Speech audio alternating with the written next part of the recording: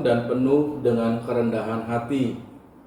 Saya berdoa dan senantiasa berharap bapak-bapak dan ibu dalam keadaan sehat dan kasih karunia Tuhan Yesus Kristus menyertai kita semua. Pagi hari ini kita mau belajar bersama-sama dari firman Tuhan, suatu kebenaran yang sangat indah sekali, karena firman Tuhan mengingatkan kepada kita untuk memiliki pelayanan yang penuh dengan kerendahan hati. Jadi judul kita pada pagi hari ini, pelajaran yang ke-9, melayani dengan rendah hati, diambil dari Filipi pasal 2 ayat 25 sampai dengan ayat 30 dan Filipi pasal 4 ayat 18. Mari membuka Alkitab kita supaya kita dapat membacanya dan menyelidikinya bersama-sama. Dan ada buku sekolah minggu yang saya miliki, pelajaran ke-9, dan ada kopi susu yang saya siapkan buat saya. Bapak-bapak, ibu-ibu bisa menyiapkan minuman dan makanan ringan sambil belajar Alkitab bersama-sama.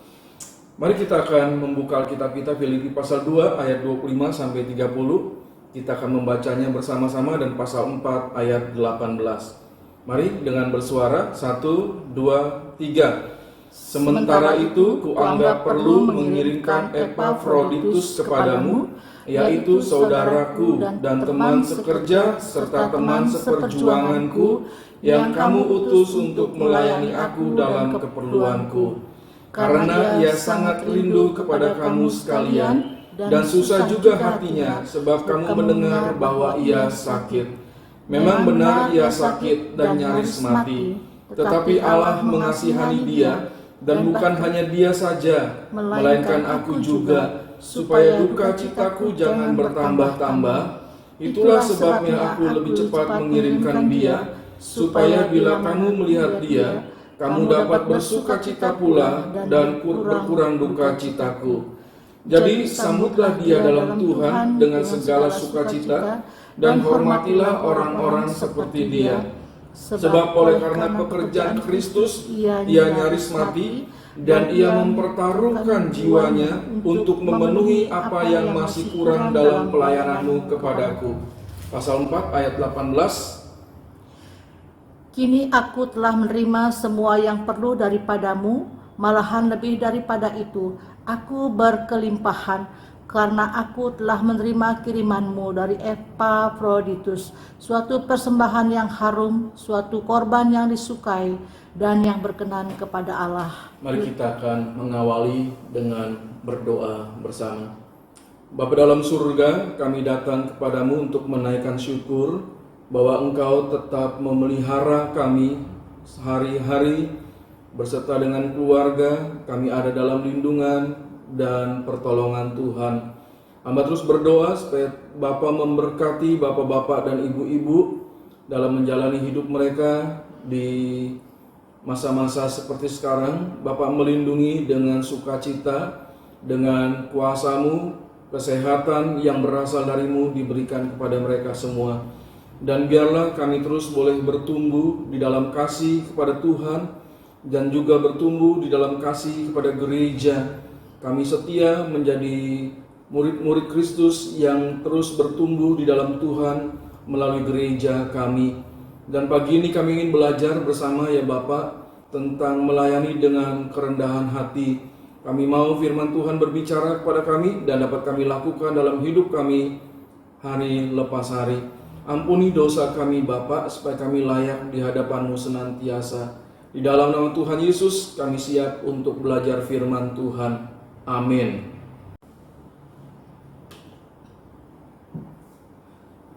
Kita mau berbicara terlebih dahulu tentang melayani dengan rendah hati. Cliff Staples Lewis menuliskan mengenai kesombongan. Jadi rendah hati itu memiliki lawan yang namanya kesombongan. Dan C.S. Lewis menuliskan begini tentang kesombongan. Selama Anda sombong, Anda tidak mungkin mengenal Allah. Orang yang sombong selalu memandang ke bawah, merendahkan orang lain dan segala sesuatu. Dan tentu saja, selama Anda melihat ke bawah, Anda tidak akan dapat melihat sesuatu yang ada di atas Anda. Jadi jelas orang-orang yang sombong itu tidak akan pernah mempedulikan Tuhan dan juga mempedulikan sesama manusia, karena dia merasa dirinya hebat dan di atas segala sesuatu. Dia tidak pernah melihat kepada Tuhan. Nah, bapak-bapak dan ibu-ibu, jelas bahwa firman Tuhan mengajarkan kepada kita pagi ini nanti tentang sikap kerendahan hati. Kita tidak boleh menjadi sombong, termasuk juga di dalam pelayanan kita kepada Tuhan, kepada sesama, pelayanan di dalam gereja, pelayanan di komunitas luar gereja kita. Sekalipun kita dipilih untuk menjadi seorang pemimpin misalnya, kita bersyukur kepada Tuhan, itu anugerah. Sekalipun kita dipilih sebagai seorang ketua, itu juga suatu anugerah yang patut kita syukuri. Atau kita telah menjadi gembala sidang yang ditetapkan Tuhan di sebuah gereja tertentu untuk melayani. Diingatkan bahwa kita tidak boleh menjadi sombong, melainkan semua kepercayaan itu akan kita jalani pelayanan yang penuh dengan kerendahan hati. Kita bicarakan beberapa sikap yang tidak punya kerendahan hati dalam melakukan pelayanan. Saya tahu pasti ini tidak ada di dalam diri kita, bapak-bapak dan ibu dan saya. Namun kita bisa melihat beberapa ciri orang-orang yang melayani dengan sikap yang tidak rendah hati. Yang pertama, orang seperti itu merasa diri ingin selalu dihormati, ya, karena dia merasa dia pemimpin, dia merasa dia seorang yang hebat, dan ketika dia berada di satu tempat untuk melayani, ya, dia merasa orang-orang yang di tempat itu perlu memberikan hormat kepada dia. Ini sangat menyedihkan, ya. Yang kedua, orang yang melayani dengan tidak punya kerendahan hati, dia merasa selalu ingin kehendaknya yang dilaksanakan. Ya, karena dia merasa ini kehendak saya yang hebat, ini pemikiran saya yang hebat, ini yang harus dilaksanakan dan tidak boleh ada yang lain. Ya, itu juga sangat menyedihkan memiliki sifat seperti itu dan menunjukkan sikap yang merasa bahwa kehendaknya lah yang paling hebat. Yang ketiga, ada kelemahan yang paling menonjol dari orang-orang yang tidak punya kerendahan hati dalam melayani. Dia seringkali berkata, saya ini pemimpin loh, saya ini punya hak loh, saya pimpinan nasional. Nah, itu yang menjadi hal yang menyedihkan.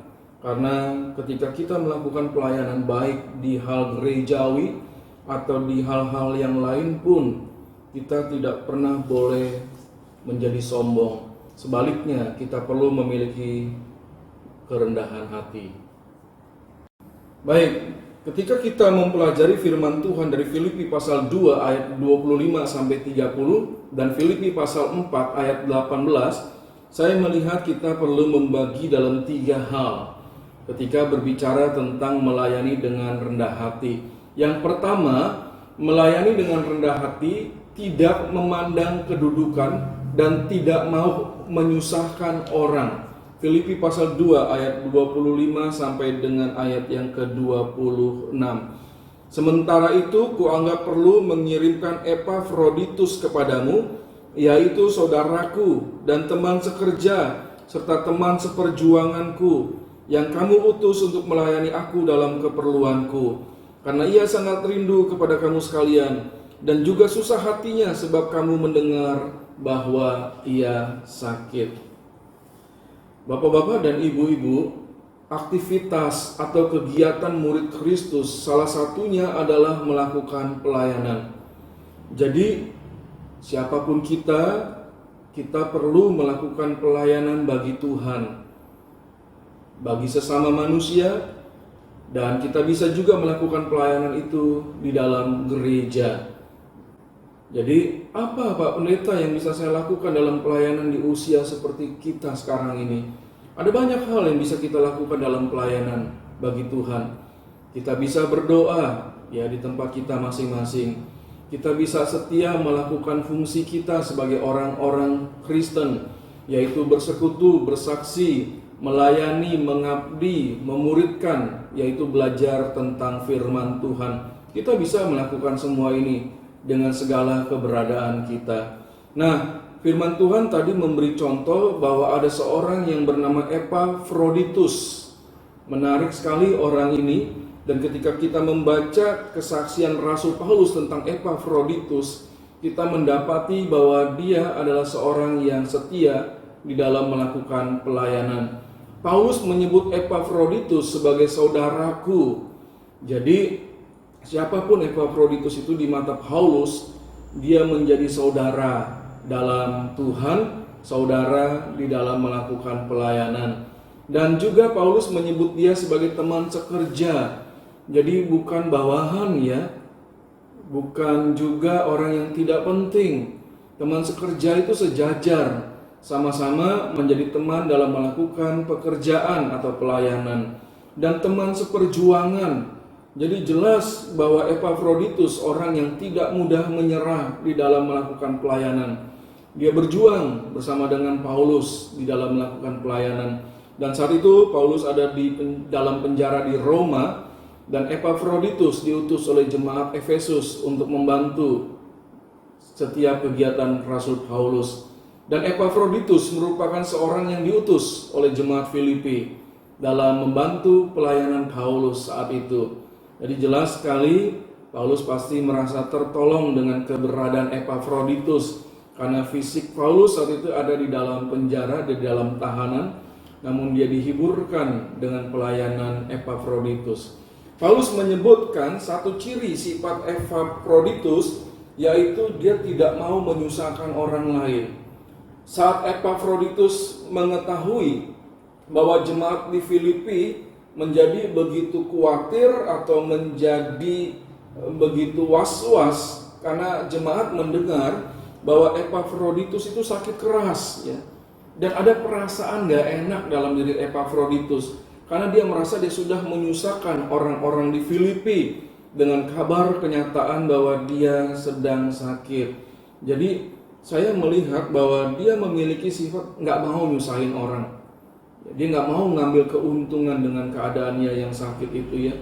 Bisa jadi dia, kalau dia ingin mengambil keuntungan, dia mengatakan, oh saya menderita, saya butuh bantuan. Nah itu mencari keuntungan sendiri. Tapi justru Epafroditus tidak mau seperti itu, dan dia nggak mau menyusahkan orang lain. Ini hebat sekali ya. Kita dalam melakukan pelayanan bagi Tuhan perlu memiliki sikap rendah hati.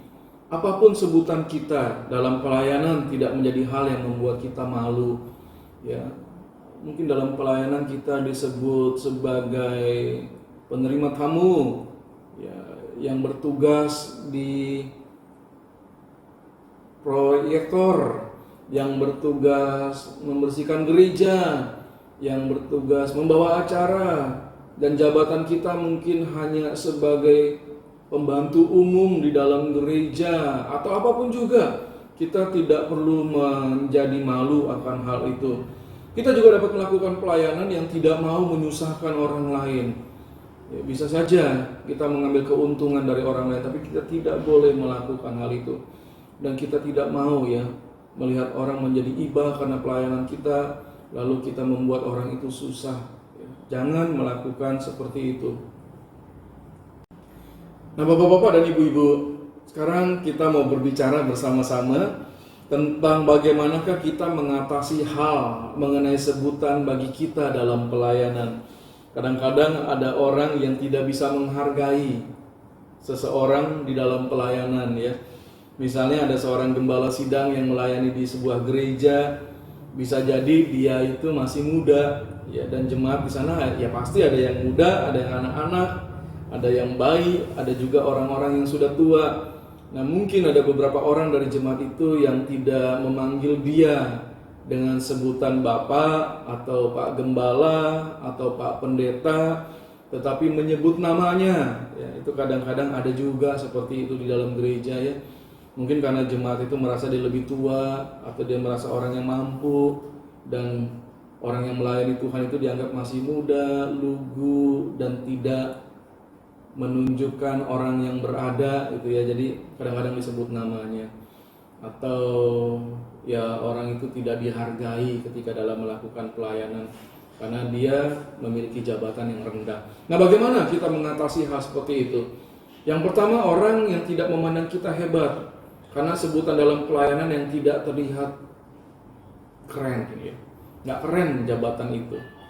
Oke lah, ambil contoh misalnya saya seorang yang disebut di dalam gereja ada tugas ya sebagai koster gereja, misalnya saya menjadi koster. Ya, kadang-kadang ada orang yang melihat kita nggak keren tuh ya. Nggak apa-apa. Jabatan itu tidak menentukan bagaimana kita di mata Tuhan. Tuhan tidak melihat jabatan, tapi Tuhan melihat pelayanan. Yang kedua, orang tidak memperhitungkan pelayanan kita dikarenakan kita bukanlah orang yang pertama dalam tim pelayanan itu. Jadi kita ini kedudukannya dalam tim ya hanya sebagai apa ya pembantu umum atau hal yang sepele. Ya, tapi kita nggak perlu menjadi kecil hati. Apapun di dalam pelayanan yang diberikan kepada kita lakukanlah dengan kesetiaan. Atau bagaimana jika orang dengan bebasnya memberikan kita perintah dikarenakan status dalam pelayanan. Nah, saya merasa gereja perlu mengatur untuk hal itu ya. Kalau gereja punya koster mau 1, mau 2, mau 9, nah sebaiknya diberikan kepercayaan bahwa gembala sidang atau pendeta ya yang membawahi koster tersebut. Karena pastilah pendeta ada di gereja setiap hari. Kalau dia tidak pergi pelayanan kunjungan atau ada pelayanan gereja yang lain, dia pasti ada di dalam gereja. Dan sebaiknya jemaat pun tidak sembarangan untuk memberikan perintah atau menyuruh-nyuruh. Jadi bisa melalui Pak Pendeta, tolong Pak Pendeta ingatkan koster A, B, C, D, E ini untuk melakukan segala sesuatu dengan baik. Dan pasti bisa dilakukan hal itu. Bapak Ibu, kita mungkin tidak sejahtera jika dalam pelayanan kita menyebabkan orang lain menjadi susah ya. Betul ya, saya tuh nggak enak kalau ketika melakukan kunjungan di daerah memberitahu dulu ya mau datang hari ini, dan biasanya di tempat itu di daerah itu sibuk ya, mereka sederhana sebenarnya, tapi ketika mendengar ada orang mau datang jadi mereka mempersiapkan segala sesuatunya dan terkesannya mewah, lalu menyiapkan makanan dan minuman ya, dan itu rasanya nggak enak ya. Itu banyak membutuhkan biaya bagi mereka. Nah, apakah yang perlu kita perbuat jika mendapati? 1, ada orang yang senang mengambil keuntungan dalam pelayanan. Misalnya orang itu mengambil keuntungan dalam hal fasilitas. Dia meminta fasilitas yang hebat ketika dia mau melayani. Bagaimana kita melihat orang yang seperti itu? Ya, kita perlu berdoa supaya dia mengubah sikap seperti itu. Karena dalam pelayanan itu bukanlah hal yang utama fasilitas-fasilitas seperti itu. Dan tidak boleh mengambil keuntungan di dalam pelayanan. Kita bisa juga berbicara dengan orang itu secara lemah lembut ya untuk mengingatkan. Nah, yang kedua, kalau kita melihat ada orang yang senantiasa membicarakan uang terus dalam pelayanan, dikit-dikit uang ya, kami perlu uang, kami perlu ini, uang dan segala macam. Apa yang harus kita lakukan terhadap orang-orang yang seperti itu? Bisa jadi ada orang-orang yang seperti itu ya. Apa-apa dikit-dikit uang, dikit-dikit uang.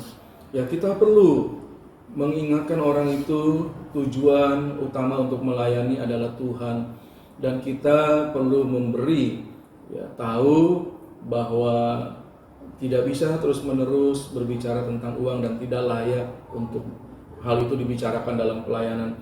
Atau ada orang yang suka memanfaatkan kebaikan hati orang lain. Ya, kalau Epafroditus malah jadi susah. Kita juga pasti harus menjadi susah ya kalau ada orang lain susah gara-gara kita. Nah, kita perlu tidak menyusahkan orang lain, tidak mengambil manfaat ya atas kebaikan hati orang lain. Itu dosa, itu nggak bagus. Baik, yang kedua,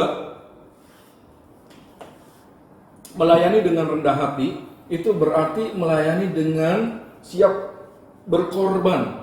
Filipi pasal 2 ayat 27. Memang benar ia sakit dan nyaris mati, tetapi Allah mengasihani dia, dan bukan hanya dia saja, melainkan aku juga, supaya duka citaku jangan bertambah-tambah. Pasal 4 ayat 18 berbicara demikian. Kini aku telah menerima semua yang perlu daripadamu, malahan lebih daripada itu. Aku berkelimpahan karena aku telah menerima kirimanmu dari Epafroditus, suatu persembahan yang harum, suatu korban yang disukai dan yang berkenan kepada Allah. Ayat-ayat ini berbicara bahwa Epafroditus itu melayani dengan rendah hati dan dia siap berkorban. Dibuktikan ya, dia tetap melayani yang pertama dalam penjara ketika Rasul Paulus ada di dalam penjara itu. Jadi bisa jadi dia yang mengurus segala keperluan Paulus ya di dalam penjara itu. Ya, mungkin sekali-sekali membawakan makanan dari luar penjara atau membersihkan pakaian Rasul Paulus. Epafroditus melakukan hal itu. Dan dia melakukan pelayanan sampai menderita sakit dan nyaris mati. Wah, ketika membaca firman Tuhan ini saya tersentuh ya. Pasti bapak-bapak dan ibu-ibu juga tersentuh. Ketika melihat ada orang yang melayani sampai sakit dan nyaris mati. Terlalu keras mungkin dia melayani Rasul Paulus di dalam penjara segala kebutuhannya. Dia melayani dengan penuh kesungguhan hati. Yang ketiga, Epafroditus ini berkorban ya. Dia membawa kiriman dari orang-orang jemaat di Filipi untuk Rasul Paulus dan dia juga dapat dipercaya karena kiriman itu sampai kepada Rasul Paulus, tidak kurang ya, sedikit pun. Jadi dia bisa dipercaya. Nah, bapak-bapak dan ibu-ibu, pelayanan yang penuh dengan rendah hati dan rela berkorban itu berkenan di hati Tuhan. Kita perlu melakukan hal yang sama supaya Tuhan dipermuliakan. Jadi kita melayani dengan penuh rendah hati dan penuh dengan keberanian untuk berkorban. Nah, pelayanan yang kita lakukan demi kemuliaan Tuhan saja. Ya, jadi dengan rendah hati, siap berkorban untuk Tuhan saja. Baik, kebenaran yang ketiga, melayani dengan rendah hati berarti memberikan kesukaan. Ya. Nah, bapak-bapak dan ibu-ibu, pelayanan yang kita lakukan itu harusnya memberikan kesukaan bagi Tuhan terutama dan juga bagi manusia yang kita layani. Jadi bersikaplah dengan penuh rendah hati. Paulus sangat berkesan dengan Epafroditus. Ya, dan Paulus mengatakan tentang Epafroditus yang pertama, supaya jemaat di Filipi itu bersukacita menyambut kembali Epafroditus. Karena bagi Rasul Paulus dia ini seorang pelayan yang hebat. Jadi kita bayangkan kalau seorang juara kembali ke kampung halamannya, ke kotanya atau ke negaranya, biasanya orang-orang yang ada di kampungnya, di kotanya, di negaranya itu akan bersukacita menyambut ya. Ini pahlawanku, ini pemenangku kembali. Dan Epafroditus diharapkan mendapatkan hal yang sama dari jemaat Filipi. Rasul Paulus mengharapkan hal itu. Bisa jadi dia mengharapkan supaya jemaat Filipi itu merawat Epafroditus yang ketika pulang saat itu masih dalam keadaan belum begitu sehat. Lalu Paulus mengingatkan kepada jemaat di Filipi bahwa Epafroditus itu dipuji karena melakukan pekerjaan Kristus dan nyaris mati. Kita bangga kalau ada orang-orang yang melakukan pelayanan untuk Tuhan ya. Bahkan dikatakan dia sungguh-sungguh hidupnya, ya, dirinya dia persembahkan untuk melayani bagi Tuhan dan dia tidak takut untuk melakukan pelayanan itu sekalipun dia nyaris mati. Yang ketiga, Paulus mengingatkan jemaat Filipi bahwa Epafroditus itu mempertaruhkan jiwa karena melayani Paulus sebagai ganti dari pelayanan jemaat Filipi bagi Paulus. Dan kita tahu dalam Kisah Para Rasul diberitahu bahwa jemaat di Filipi itu ada karena Tuhan memakai Rasul Paulus untuk memberitakan Injil di kota Filipi. Dan kemudian terbentuklah jemaat di sana. Bapak-bapak dan ibu-ibu, pelayanan yang kita lakukan dengan penuh kerendahan hati itu memberikan kesukaan. Ya. Kita bersukacita karena kita melayani dengan penuh kerendahan hati dan tidak sombong. Orang yang melihat juga bersukacita, ini orang rendah hati banget dalam melakukan pelayanan, dia nggak sombong. Sekalipun dia melakukan pelayanan dengan hebat, dia rendah hati, itu bahagia ya. Pelayanan yang penuh dengan kerendahan hati membawa kita penuh dengan sukacita. Ya betul, jadi kita nggak melihat apapun bentuk pelayanan, jabatan apapun yang diberikan kepada kita nggak peduli. Yang penting kita bisa melayani, itu memberikan sukacita ya, kerendahan hati seperti itu. Dan kerendahan hati itu memberikan kita melakukan pelayanan dengan penuh kesetiaan. Karena ketika menghadapi hal-hal yang tidak menyenangkan, kita merasa nggak apa-apa, saya toh melayani, Saya nggak butuh pujian. Ketika ada kesukaran, saya akan hadapi kesukaran itu dengan penuh kesetiaan. Karena saya adalah orang yang rendah hati, siap menerima dan menanggung segala sesuatu. Baik, Bapak-bapak dan Ibu-ibu, mari kita diskusikan tentang pelayanan yang penuh dengan kerendahan hati. Yang pertama, bersediakah saya, Bapak-bapak dan Ibu-ibu, melakukan hal ini? Pelayanan yang penuh dengan rendah hati. Bersedia? Oke, kalau bersedia sudah menjawab ya, Tuhan dengar. Nanti apapun bentuk pelayanan yang dipercayakan, kita siap untuk melakukannya ya. Lalu yang kedua, apakah tantangan memiliki kerendahan hati dalam pelayanan? Tantangan itu yang pasti, yang terutama kalau ada orang merendahkan kita ya. Seringkali itu orang merasa jengkel, sakit hati, atau ada orang yang ngerumpiin, ngomongin ya, wah, orang-orang jadi sering jengkel dan merasa saya nggak boleh diomongin, apa kesalahan saya. Nah, itu tidak menunjukkan hal yang penuh dengan rendah hati. Baik, pelajaran yang menarik yang ditulis oleh firman Tuhan melalui pandangan Rasul Paulus tentang pelayanan yang penuh dengan rendah hati dilakukan oleh Epafroditus. Dan saya berharap kita semua menjadi orang-orang yang sama persis seperti Rasul Paulus dan juga seperti Epafroditus, setia dalam melakukan pelayanan bagi Tuhan dan melakukannya dengan penuh kerendahan hati. Filipi pasal 2 ayat 25 sampai 30 dan pasal 4 ayat 18 telah mengajarkan kita tentang hal itu. Jadi saya ingin mengingatkan kembali beberapa hal. Melayani dengan rendah hati, tidak memandang kedudukan dan tidak mau menyusahkan orang lain. Efesus 2 ayat 25 sampai 26. Yang kedua, melayani dengan rendah hati berarti melayani dengan siap berkorban. Filipi 2 ayat 7, pasal 4 ayat 18. Dan yang ketiga, melayani dengan rendah hati berarti memberikan kesukaan. Filipi pasal 2 ayat 28 sampai 30. Cukup menarik dan sangat menarik bagi kita pelajaran firman Tuhan ini, dan perlu kita lakukan dalam hidup kita sehari-hari dan dalam hidup pelayanan kita kepada Tuhan dan sesama. Milikilah rendah hati dalam diri kita. Baik Bapak dan Ibu, sampai kita bertemu minggu depan, mari kita lakukan firman Tuhan ini, dan ingatlah selalu kita harus memiliki sikap rendah hati di dalam menjalani pelayanan dan dalam menjalani hidup ini. Mari kita akan berdoa mengakhiri pelajaran kita pagi ini. Bapa dalam surga, kami bersyukur bahwa kami boleh belajar firman Tuhan tentang sifat rendah hati di dalam hidup ini, dan juga kami memilikinya dalam melakukan pelayanan. Hal ini berkenan di hati Tuhan. Kami tidak mau menyusahkan orang lain. Kami melakukannya dengan penuh rendah hati apapun bentuk pelayanan. Kami siap berkorban untuk hal itu. Dan pelayanan kami ingin menjadi kesukaan bagi Tuhan dan bagi sesama. Bapa, hamba berdoa bagi setiap bapak-bapak dan ibu-ibu. Bapa, berkatilah hidup mereka, sertailah mereka. Cukupkanlah apa yang mereka perlukan, dan berikanlah kesehatan yang berasal dari Tuhan. Dan kami hidup sesuai dengan firman Tuhan. Terima kasih Bapa, di dalam nama Tuhan Yesus kami sudah berdoa. Amin.